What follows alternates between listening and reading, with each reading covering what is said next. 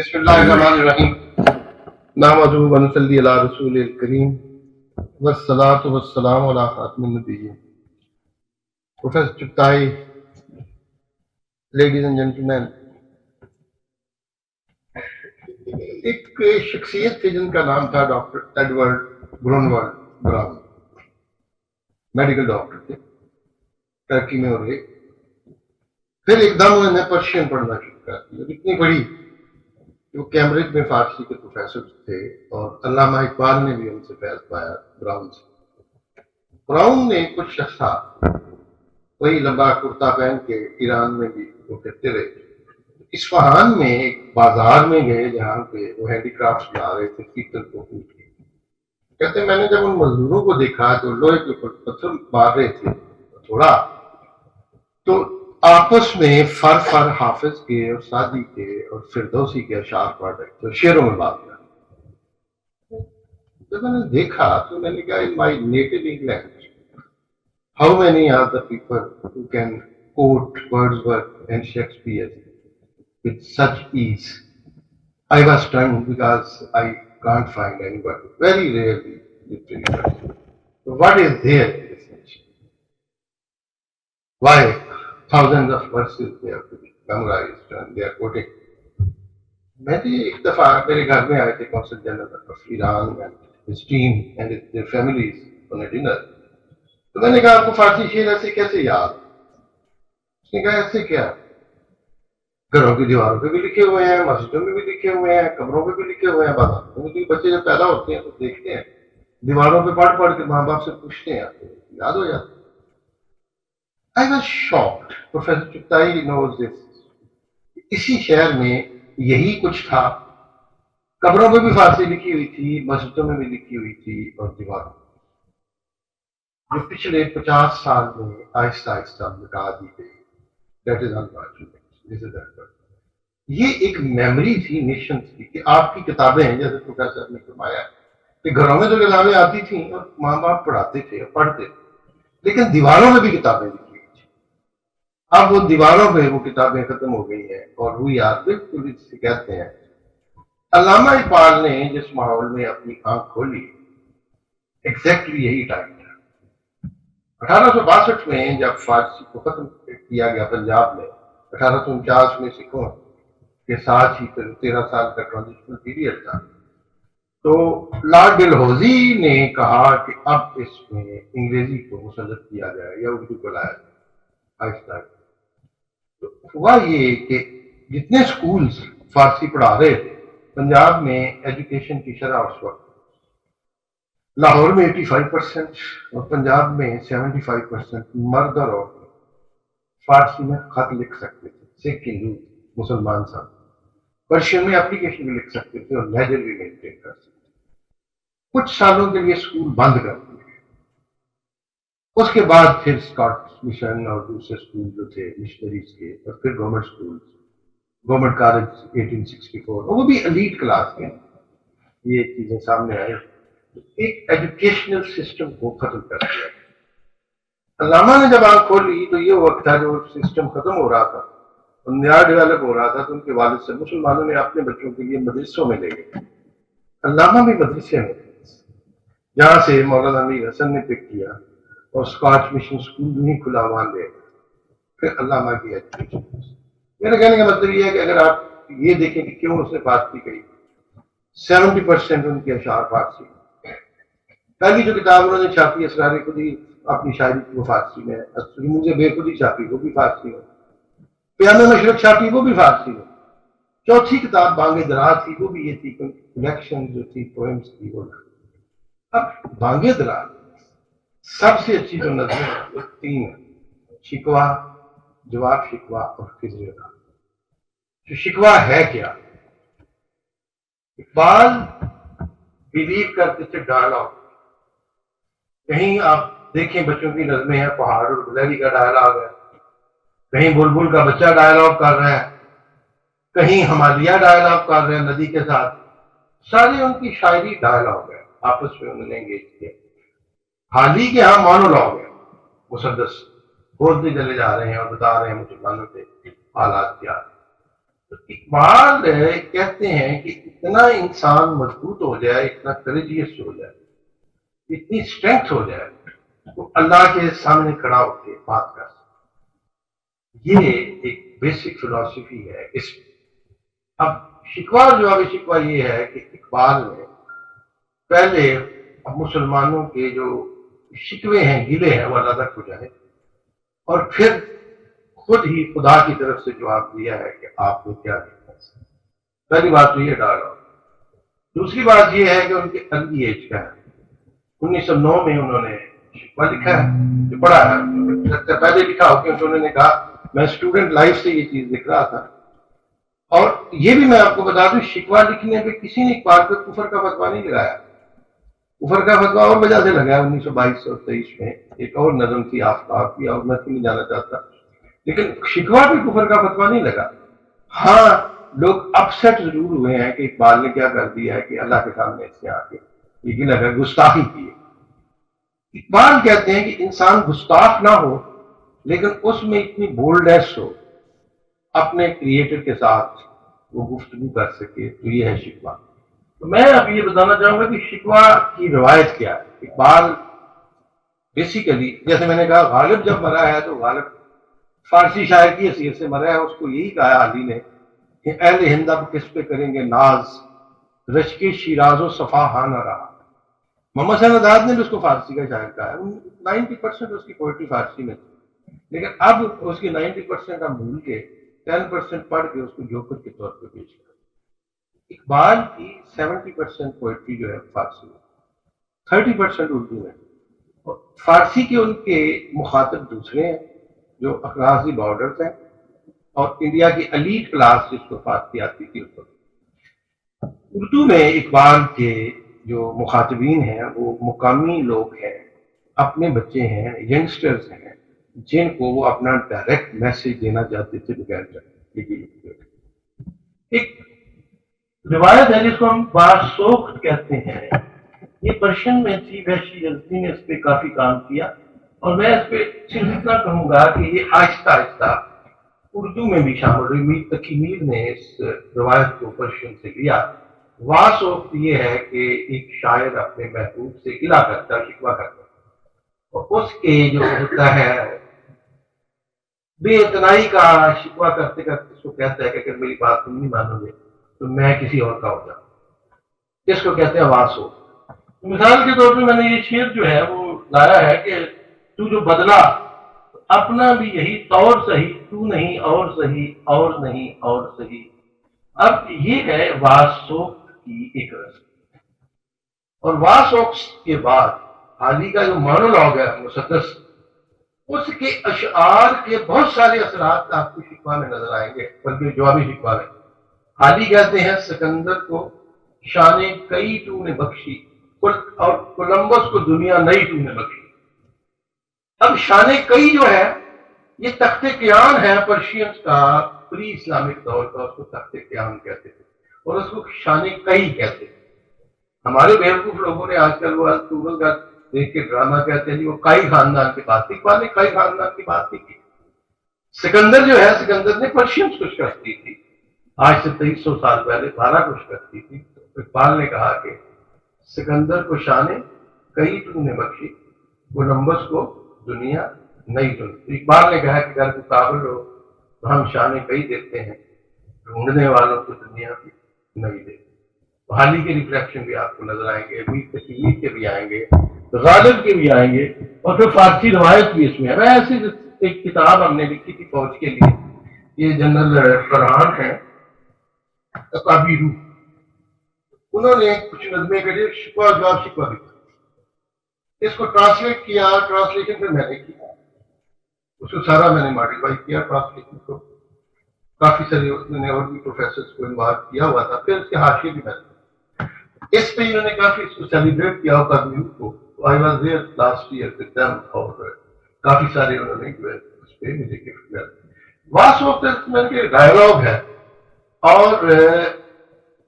خدا کو انہوں نے ایڈریس کیا ہے، تو یہ شکایت نہیں ہے، یہ ایک ٹریجڈی کا نیگیٹو ہے۔ یہ پہلے بات کر رہے شکوہ شکایت نہیں ہے، مسلمانوں کی تاریخ میں جو ان کا زوال آیا ہے اس ٹریجڈی کو انہوں نے اس میں بیان کیا ہے. اور پھر اسی جو تھا شکوہ اس کو سرور گویا تھے یہ افغانستان کے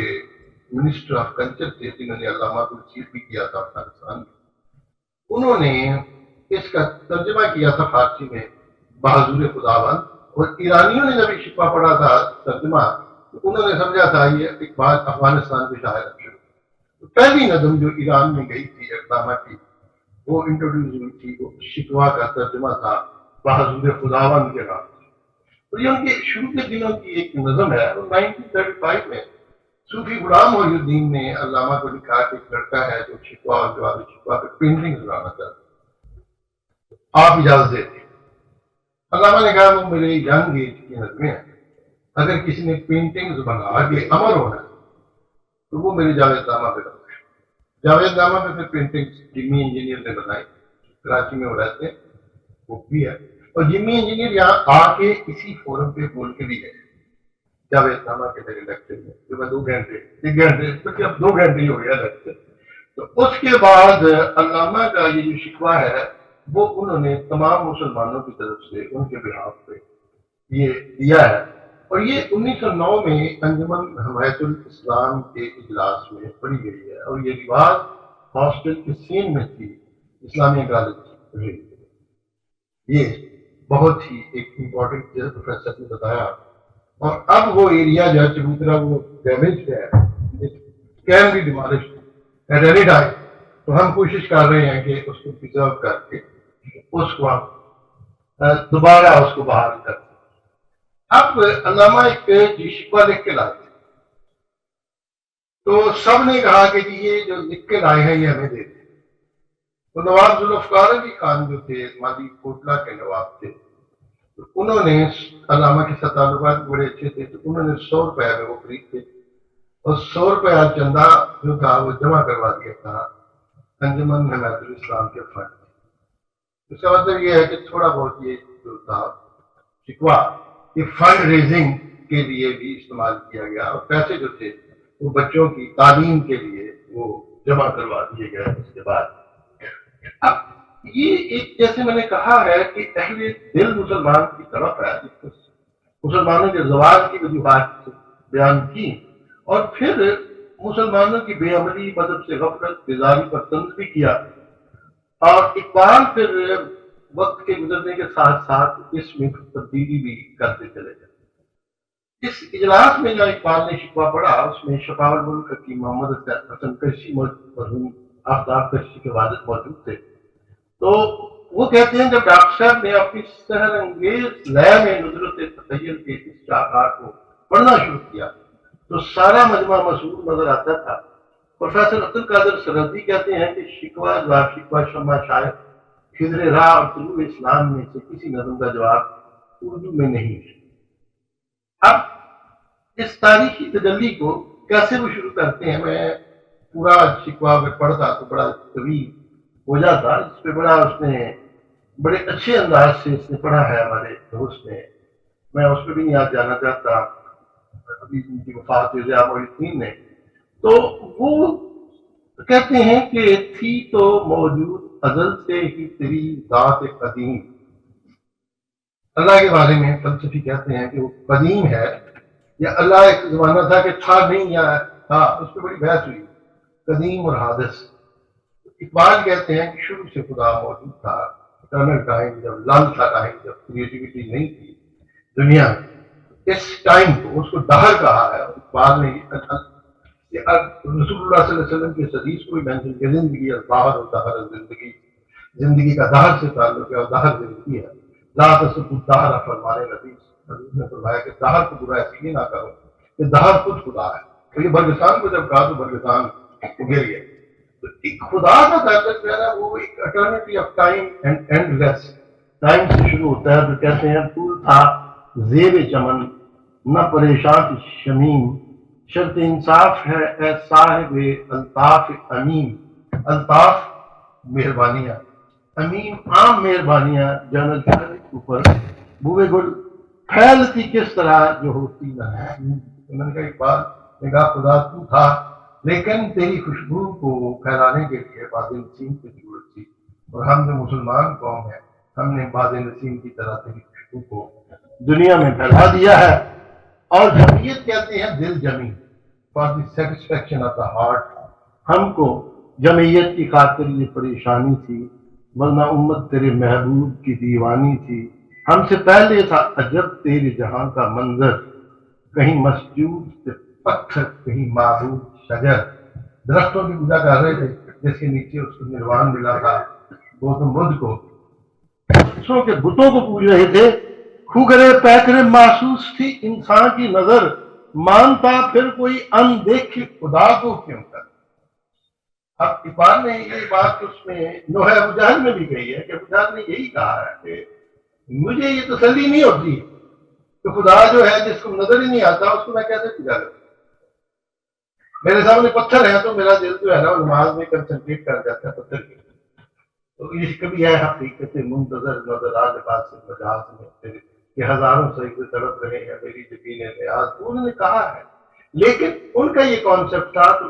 اب چونکہ دیکھیے خدا کی بات تھی اور تجھ کو معلوم ہے لیتا تھا کوئی نام تیرا، قوت بازو مسلم نے کیا کام تیرا، بس رہے تھے یہیں سلجوق بھی پورانی، سینٹریشن کے لوگ تھے، ترکس بھی تھے، اہل چین میں،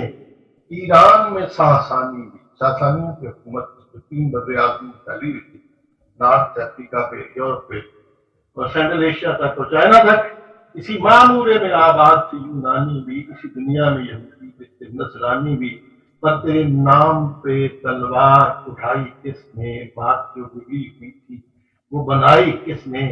تھے ہمیں ایک تیرے مار کا آراؤں میں، خشکیوں میں کبھی لڑتے کبھی دریاؤں میں، دی اذانیں کبھی یورپ کے کلیساؤں میں، کبھی افریقہ کے تپتے ہوئے صحراؤں میں، چاند آنکھوں میں نہ جگتی تھی جہانداروں کی، کلمہ پڑھتے تھے ہمیں چھاؤں میں تلواروں۔ اب اگر آپ دیکھیں تو یہ 1929 میں پڑھ رہے ہیں اور اقبال بات 32 ایئر کا پیش جاتا ہے ینگ مین، اس وقت جب یہ نظم وہاں پڑھ رہے ہیں۔ آگے آیا لڑائی میں اگر وقت نماز، قبلہ روخوں کی زمین بوس ہوئی قوم حجاز۔ اور پھر ایکویلٹی آف اسلام جو ہے، جو کسی بھی دین میں ایکویلٹی نہیں ہے۔ میں کہتا ہوں عرب کتنا بھی تعصب کریں، میں یو اے کی بات کر رہا ہوں، لیکن کبھی عربوں نے نہیں کہا کہ پٹھان جو ہے وہ سنے پیچھے باز ہے، عرب آگے بڑھ، یہ پاسبل ہی نہیں ہے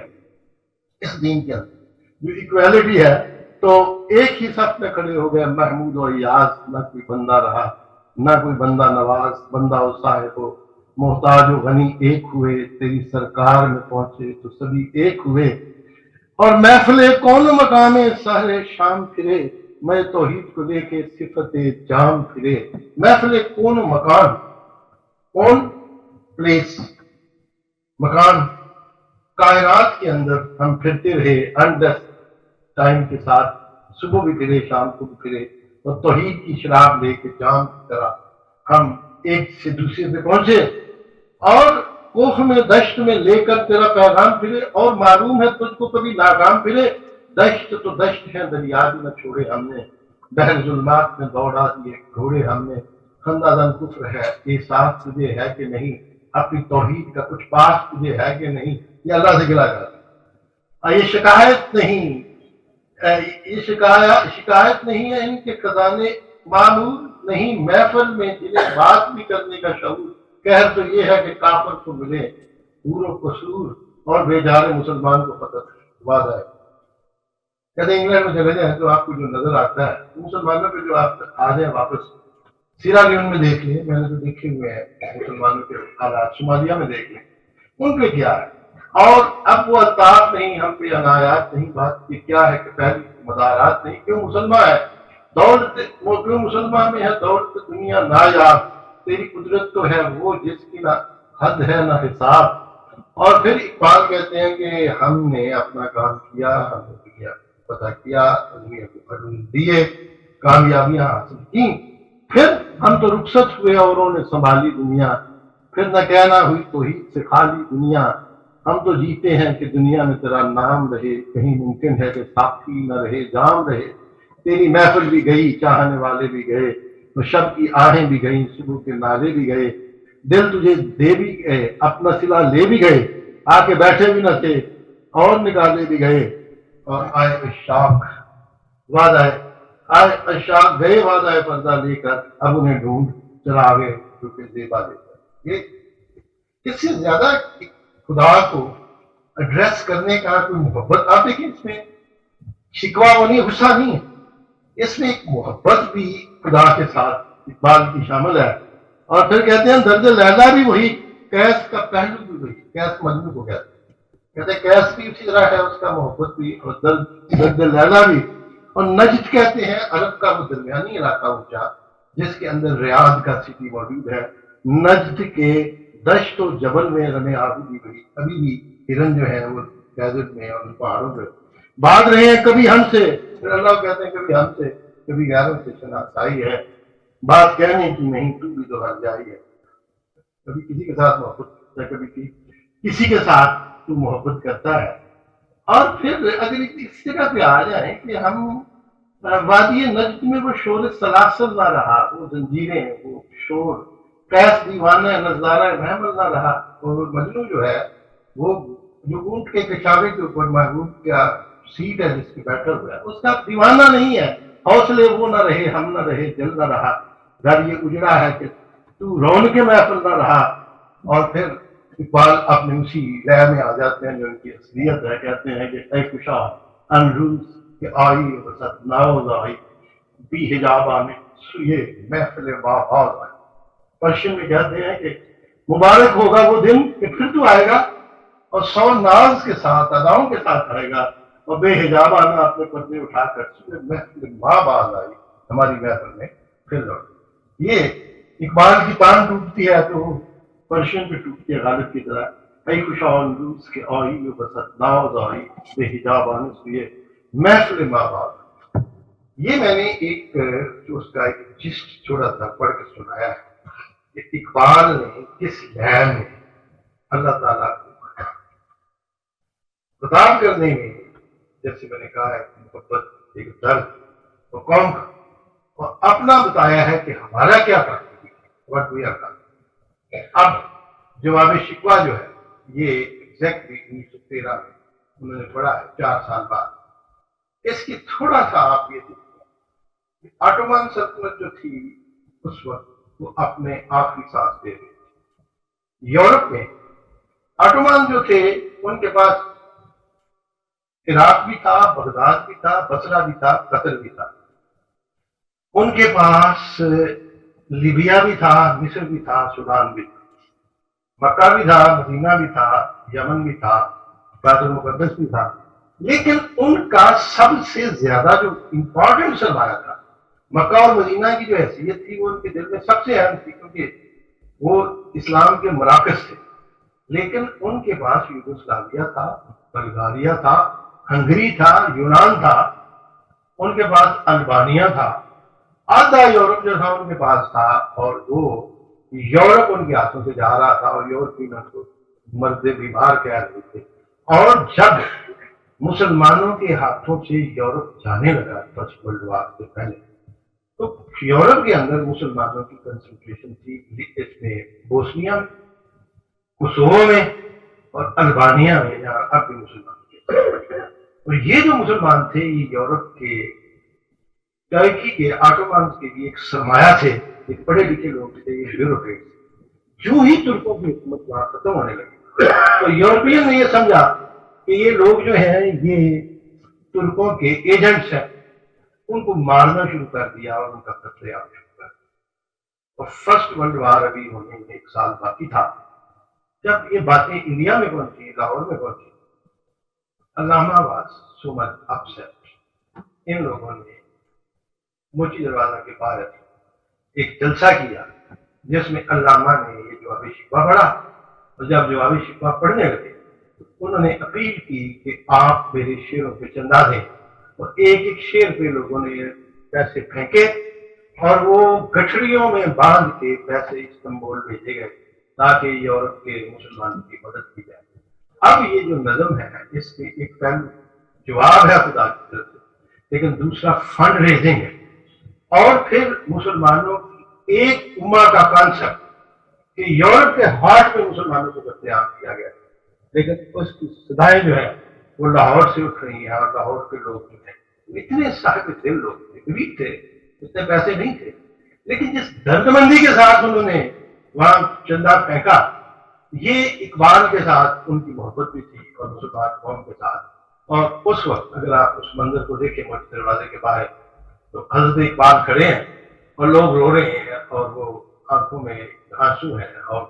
ایسے جذباتی منظر ہے۔ تو جواب شکوہ میں حضرت نے، جیسے میں نے کہا کہ 1913 میں پڑھی کہ مغرب کی نماز کے بعد مسجد دروازے کے باہر منعقد ہوا اجلاس،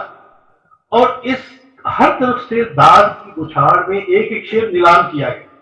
اور اس سے گران قدر رقم اکٹھی کر کے بلکان فنڈ میں، بلکان یوگوسلاویا کو کہتے تھے اس وقت مسلمان، بلکان، تو شکوہ کی طرح جوابی شکوہ کے ترجمے بھی کئی زبانوں میں ملتے ہیں۔ جوابی شکوہ میں مسلمانوں کے مذہبی، روحانی، اخلاقی انحطاط کے اسباب نہایت دلکش انداز میں بیان کیے گئے ہیں، اور مسلمانوں کی شرازہ بندی یعنی ان کو اکٹھا کرنے کا علاج بھی تجویز کیا گیا ہے، اور پھر درمیان میں جس ذات کو قرار دیا گیا وہ ہے رسول اللہ صلی اللہ علیہ وسلم کی ذات، جن کے ساتھ محبت، اور اصل میں اینڈ کے اوپر یہ ایک نعت میں تبدیل ہو جاتا ہے جواب شکوہ۔ اور اس کے علاوہ اس کو ہم واسوخت اور سوخت کہہ سکتے ہیں، جیسے میں نے کہا ہے، اور اللہ کہتا ہے کہ ہم تو مائل بے کرم ہیں، کوئی سائل ہی نہیں، راہ دکھلائیں کسے، راہ روے منزل ہی نہیں، کوئی مسافر ہو تو ہم راہ دکھائیں، تربیت عام تو ہے جوہر قابل ہی نہیں، جس سے تعمیر ہو آدم کی، یہ وہ گل ہی نہیں، یہ وہ مٹی نہیں جس سے آدم تعمیر ہوتا ہے، کوئی قابل ہو تو ہم شانے کئی دیتے ہیں، ڈھونڈنے والوں کو دنیا بھی نئی دیتے ہیں، اور پھر کہتے ہیں ہاتھ بے زور ہے الہاد سے، الہاد ایتھیزم، ریلیجن کو چھوڑ دینا۔ آپ کی طاقت ختم ہو گئی ہے جب آپ پہ ایتھیزم کا اثر ہوا ہے، ہاتھ بے زور ہے الہاد سے، دل خوگر ہیں امتی باعث رسوائی پیغمبر ہے، مسلمان اللہ کے رسول اللہ صلی اللہ علیہ وسلم کی رسوائی کا باعث بن رہے ہیں، اور بت شکن اٹھ گئے، باقی جو رہے بت گھر ہیں، تھا ابراہیم پدر اور پسر آذر ہے۔ ابراہیم کا تو باپ بت بنا، انہوں نے کہا جی آپ کے باپ ابراہیم، آپ اب بت گری کر رہے ہیں، بت کیا ہے؟ خدا نے وہم و گواہ ہے، یہ مال و دولت دنیا، یہ رشتہ و پیمان،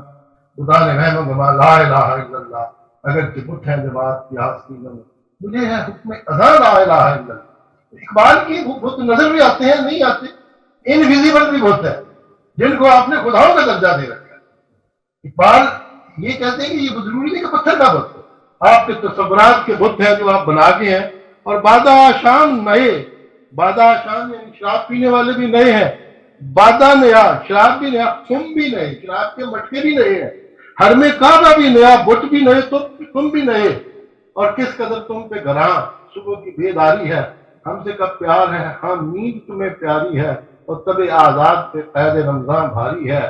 تمہیں کہہ دو یہی آئین وفاداری ہے، قوم مذہب سے ہے، مذہب جو نہیں تم بھی نہیں، جذب باہم جو نہیں محفل انجم بھی نہیں۔ اگر آپس میں اٹریکشن نہیں ہے تو ستارے جو ہیں وہ بھی بکھر جائیں آسمان پہ، ان کو ان کی گریویٹیشنل فورسز ان کی موومنٹ کو اکٹھا رکھتی ہے، اور جس کو آتا نہیں دنیا میں کوئی فن تم ہو، فن کا معنی ایگزیکٹلی عربک کا ورڈ ہے جس کا معنی ٹیکنالوجی ہے، یو آر ٹیکنیکلی بالکل فارغ ہو چکے ہو، جن کو آتا نہیں دنیا میں کوئی فن تم ہو نہیں، جس قوم کو پروائے نشیمن تم ہو، تمہیں اپنے گھر کی پرواہ نہیں، بجلیاں جس میں ہو آسودہ وہ خرمن تم ہو، تمہارا جو کھلیان ہے وہ جل رہا ہے بجلیوں کے ساتھ، ہر طرف سے آ کے آسمانی بجلیاں کڑک کڑک کے تمہیں ختم کر رہی ہیں، بیچ کھاتے ہو جو اسلاف کے مدفن تم ہو، تم جو اپنے باپ دادا کی قبروں کو بیچ ڈالتے، بیچ کھاتے ہو جو اسلاف کے مدفن، اور نکو نام جو قبروں کی تجارت کر کے کیا نہ بیچو کو جو مل جائیں گے، صنم پتھر کے اپنے باپ دادا کی قبروں کو بیچ رہی ہو، اگر پتھر کے تمہیں بت مل جائے تو پھر کیا ان کی تجارت نہیں کرو گے؟ اور کہتے ہیں صفحہ دہر سے، اس دہر کے صفحہ سے باطل کو مٹایا کس نے، نو انسان کو غلامی سے چھڑایا کس نے، میرے کعبے کو جبینوں سے بتایا کس نے، اپنی سجدے کر کر کے میرے قرآن کو سینوں سے لگایا کس نے، تھے تو وہ آباد تمہارے ہی، تمہارے باپ دادا تھے، تم کیا ہو، ہاتھ پہ ہاتھ دھرے ملک بدلے پردہ ہو، اور منفعت ایک ہے قوم کا نقصان بھی ایک ہی سب کا نبی دین بھی ایمان بھی ایک، حرم پاک بھی اللہ بھی قرآن بھی ایک، کچھ بڑی بات ہوتے جو مسلمان بھی ایک اور فرقہ بندی ہے کہیں، ذاتیں ہیں کیا زمانے میں پلٹنے کی یہی بات تھی، ٹکڑے ٹکڑے ہو گئے اور ڈسانٹیگریٹ ہو گئے، اور ٹرائبس کے نام پہ تم اپنے فرقوں کے نام پہ، اور کون ہے تار کے آئین رسول مختار ہے، رسول اللہ صلی اللہ علیہ وسلم کے آئین کو کس نے چھوڑا ہوا ہے، اور مصلحت وقت کی ہے کس کے عمل کا معیار، آپ کا عمل جو ہے کریکٹر وہ مصلحت کے مبنی ہو چکا ہے، کس کی آنکھوں میں سمایا ہے شعار اغیار، ہو گئی کس کی نگاہ طرز سلف سے بیدار، اپنے بزرگوں کے طرز جو تھا زندگی کا اس سے بیدار آپ کی نگاہیں کیوں ہو گئی ہیں، اور قلب میں سوچ نہیں، روح میں احساس نہیں، کچھ بھی پیغام محمد کا تمہیں پاس نہیں، واعظ قوم کی وہ پختہ خیال علماء ہے، گنبد گلو ہے، کھڑے ہیں ممبر پہ، لیکن وہ ان کے خیالات میں پختگی میچورٹی نہیں رہی، اور برق تبھی نہ رہی، وہ بجلی ان کی طبیعت میں نہیں رہی، شعلہ مکالی نہ رہی، ان کی گفتگو میں شعلے نہیں رہ گئے، رہ گئی رسم اذانے تو دے رہی ہیں، روح بلالی نہ رہی، فلسفہ رہ گیا، تلقین غزالی نہ رہی، وضع میں تم ہو نصارہ تو تمدن میں ہم، تم نے جو کلچر اپنا لیا وہ ہندوؤں والا ہے، شادیاں بیاہ تمام رسوم و رواج تمہارا کلچر جو ہے وہ ہندوؤں والا ہے، اور بلا قطع جو ہے کرسچن والی ہے، یہ مسلمان ہیں جنہیں دیکھ کے شرمائے یہود، یوں تو سید بھی ہو، مرزا بھی ہو، افغان بھی ہو، تم سبھی کو جو بتاؤ تو مسلمان بھی ہو، اور دم تقریر تھی مسلم کی صداقت بے باک، عدل اس کا تھا کبھی لوث مراد سے پاک، لوث آلودگی پولوشن، اور مراد ہوتا ہے پریویلیجز، آج وہ فلانے کا رشتے دار ہے سیاستدان، اس کو فائدہ بتا دیں، کل اس کو فائدہ بتا دیں، آج اس کے نام پہ کوئی کھا جائے، کل کی لو سے مراد کی بات اس وقت کر رہے ہیں، اور شجر فطرت کہتے ہیں نیچر کا درخت، شجر فطرت مسلم تھا، حیا سے نمناک تھا، شجاعت میں وہ ایک ہستی فوق الادراک، اور خود گدازی نمے کیفیت صحباء شہود، خالی از خویش شدن صورت میں نوعیش بود، اور خود گدازی جو تھی اپنے آپ کو پگھلا دینا، وہ شراب کی طرح اپنے آپ کو پگھلا دیتے تھے، اور خالی از خویش شدن صورت میں نوعیش بود، اور ان کی سنائیاں جو تھیں جس طرح شراب سے خالی ہو جاتی ہیں، اس طرح وہ اپنے آپ کو پگھلا کے اپنے آپ کو باہر انڈیل دیتے تھے، اپنے آپ کو اسپریڈ کر دیتے تھے، ہر مسلمان اگے باطل کے لیے نشتر تھا، نشتر اسکیلپل سرجیکل انسٹرومنٹ، اس کے آئینہ ہستی میں عمل جوہر تھا، اس کا جو آئینہ تھا لائف کا ریفلیکٹنگ مرر، اس کا جوہر جو تھا، اس کی لائف، اس میں جو چمک تھی پیچھے، وہ جو تھا اس کے عمل کی وجہ سے تھا، جو بھروسہ تھا اسے قوت بازو پر تھا، ہے تمہیں موت کا ڈر، خدا کا ڈر تھا، باپ کا علم نہ بیٹے کو اگر ازبر ہو تو پسر قابل میراث گزر، اگر آپ کو باپ کا علم نہیں تو پھر کیسے آپ اس کی لیگیسی کو آپ کنٹینیو کر سکتے ہیں؟ پاک ہے گرد وطن سے دامہ پہ، اب سر دامہ نیشن پہ آ گئے ہیں کہ یہ جو انڈیا ہے اس کی گرد جو ہے لینڈ کی، اس سے آپ اپنے آپ کو پاک کر لیں، اور پاک ہے گرد وطن سے سر دامہ تیرا، تو وہ یوسف ہے کہ ہر مصر کی تیرا، تو مصر کی طرح ہے، کہیں سے نکالا جائے، جس بھی کنان میں جائے گا ہر جگہ تیرا اپنا لینڈ ہو جائے گی، مسلمانوں کے لیے انلمیٹڈ ہے، ورلڈ کی boundary they can dwell anywhere, اور کہتے ہیں نقل شمع ہستی اور شول دوازری شیطو آقبت سوز بود سایہ اندیشہ یتو، پھر بار بار پرشین آپ کی طرف آتے ہیں کہ نقل شمع ہستی کی ایسا درخت ہے جو شمع کی طرح ہے، اور اس کے شعلے میں تیری جڑیں گڑی ہوئی ہیں اس درخت کے، اور عاقبت سوز بود سایہ اندیشہ تیری سایہ ہے تیرا وہ سوچ سے بھرا ہوا ہے، تو اس درخت کی طرح ہے جس کی جڑیں اس کے شعلے میں جا رہی ہیں، تو نہ مٹ جائے گا۔ اس وقت یہ ڈر تھا کہ کہیں پرشیا جو ہے دنیا صفا نہ مٹ جائے، ایران جو مسلمانوں کی تہذیب کا ایک مرکز ہے اپنی اسلامک کا، تو نہ مٹ جائے گا ایران کو مٹ جانے سے، نشہ میں کو تعلق نہیں پیمانے سے، یہ جو جام ہے اس کے اندر جو نشہ ہے شراب کا، اس کو پیمانے کے ساتھ آؤٹر سینس کے ساتھ کوئی تعلق نہیں، اس کے پیالے کے ساتھ، اور پھر کہتے ہیں کہ جو مغل تھے انہوں نے تباہی اور بربادی پھیلا دی ہے یہاں یورش تعداد کے افسانے سے پاسباں مل گئے کعبے تو صنم خانے سے وہی مسلمان جو تھے بعد میں آگے بڑھ گئے اور پھر آگے کیا ہے قوت عشق سے ہر پس کو بالا کر دے دہر میں عشق محمد سے ڈالا کر دے اور رسول اللہ صلی اللہ علیہ وسلم کے بارے میں فرماتے ہیں کو نہ یہ پھول تو بلبل کا ترنم بھی نہ ہو چمنے دہر میں کلیوں کا تبسم بھی نہ ہو یہ نہ ساقی ہو تو پھر میں بھی نہ ہو تم بھی نہ ہو بس میں توحید کی دنیا میں نہ ہو تم بھی نہ ہو خیمہ اخلاق کا استادہ اسی نام سے ہے اور نبض ہستی زندگی کی جو نبض ہے تپشا ماتا اس میں طرف محمد رسول اللہ صلی اللہ علیہ وسلم کے نام سے ہے چشم اقوام یہ نظارہ جب تک دیکھے رفت شان رفانہ لکا ذکرت دیکھے عقل ہے تیری سفر عشق ہے شمشیر تیری میرے درویش خلافت ہے جہانگیر تیری اس خلافت کی اٹمنٹ کی آپ بات کرتے یہ ہمیشہ رہے گی اگر رسول اللہ صلی اللہ علیہ وسلم سے وفا کریں گے ماسو اللہ کے لیے اللہ کے سوا جو کچھ ہے آگ ہے تکبیر تیری تو مسلمان ہو تو تقدیر ہے تدبیر تیری کی محمد سے وفا نے تو ہم تیرے ہیں یہ جہاں چیز ہے کیا یہ ہے ان کے الفاظ میں میں نے کہا میں بجائے اس کے کچھ کے بتا انہیں کے الفاظ میں نے بیان کیا یہ ہے تھینک یو سر